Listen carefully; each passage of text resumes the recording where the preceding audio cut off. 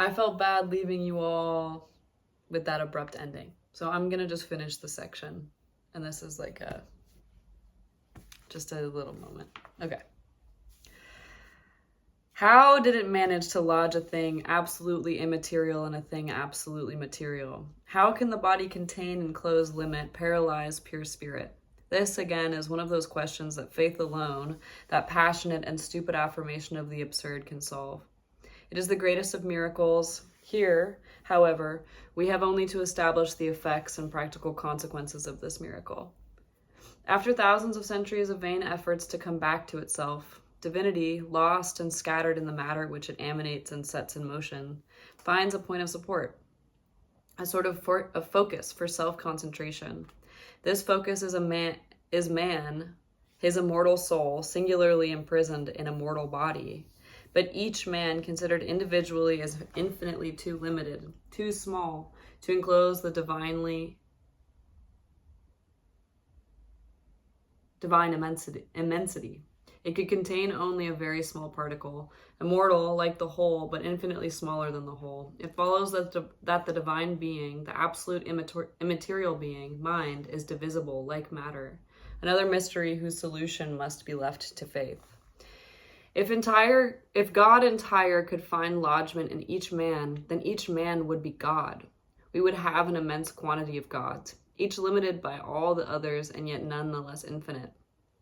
A contradiction which would imply a mutual destruction of men, an impossibility of the existence of more than one. As for the particles, that is another matter. Nothing more rational, indeed, than that one particle should be limited by another and be smaller than the whole. Only here another contradiction confronts us. To be limited, to be greater and smaller are attributes of matter, not of mind. According to the materialists, it is true. Mind is only the working of the wholly material organism of man, and the greatness or smallness of mind depends absolutely on the greater or less material perfection of the human organism. But these same attributes of relative limitation and grandeur cannot be attributed to mind as the idealists conceive it. Absolutely immaterial mind existing independent of matter.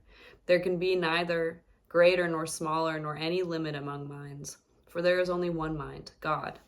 To add that the infinitely small and limited particles which constitute human souls are at the same time immortal is to carry the contradiction to a climax. This is a question of faith. Let us pass on. Here, then, we have a divinity torn up and lodged in infinitely small particles in an immense number of beings of all sexes, ages, races, and colors. This is an excessively inconvenient and unhappy situation, for the divine particles are so little acquainted with each other at the outset of their human existence that they begin by devouring each other. Moreover, in the midst of this state of barbarism and wholly animal brutality, these divine particles, human souls, retain as it were a vague remembrance of their primitive divinity, and are irresistibly drawn towards their whole. They seek each other, they seek their whole. It is divinity itself, scattered and lost in the natural world, which looks for itself in men. And it is so demolished by this multitude of human prisons in which it finds itself strewn that, in looking for itself, it commits folly after folly. Beginning with fetishism, it searches for and adores itself, now in a stone, now in a piece of wood, now in a rag. It is quite likely that it would never have succeeded in getting out of the rag if the other divinity, which was not allowed to fall into matter, and which is kept in a state of pure spirit, in the sublime heights of the absolute ideal, or in the celestial regions, had not had pity on it. Here is a new mystery, that of divinity dividing itself into two halves, both equally infinite, of which one, God the Father, stays in the purely immaterial regions, and the other, God the Son, falls into matter. We shall see directly between these two divinities, separated from each other, continuous relations established from above to below and from below to above, and these relations, considered as a single eternal and constant act, will constitute the Holy Ghost. Such, in its veritable theological and metaphysical meaning, it is the terrible mystery of the Christian Trinity. But let us lose no time in abandoning these heights to see what is going on upon earth. God the Father, seeing seeing from the height of his eternal splendor, and the poor God the Son, flattened out and astounded by his fall, is so plunged and lost in matter that even having reached human state, he has not yet recovered himself, decides to come to his aid.